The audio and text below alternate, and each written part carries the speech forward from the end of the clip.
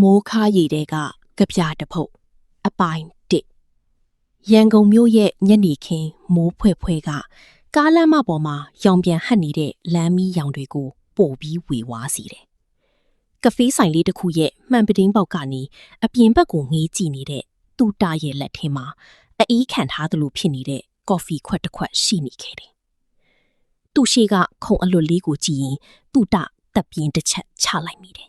။ဒီနေရာဒီအချိန်ဟာလွန်ခဲ့တဲ့3နှစ်ကသူနဲ့မတီနောက်ဆုံးတွေ့ခဲ့ကြတဲ့နေရာ ဒါမှမဟုတ်သူ့တာကိုပိုကောင်းတဲ့အနာဂတ်ရစေခြင်းလို့ကြောခိုင်းသွားခဲ့တာမတီးရဲ့အမားလားဆိုတာဒီနေ့ထိသူအဖြေမရှာနိုင်သေးပါဘူး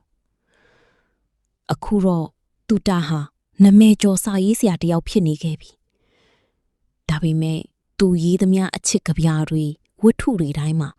မတီးရဲ့အရေးအယောင်တွေကြီးပဲဖြစ်နေခဲ့တာကိုတော့ဖတ်ပရိသတ်တွေမသိကြဘူး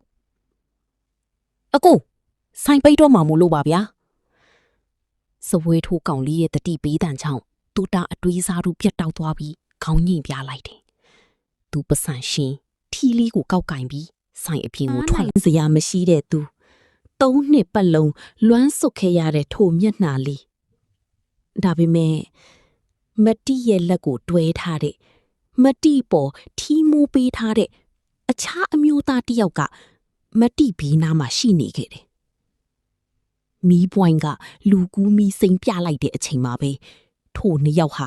သူ့တာနဲ့ဆန့်ကျင်ဘက်လမ်းအတိုင်းရှောက်သွားကြပါတော့တယ်ဆက်လန်းရဲ့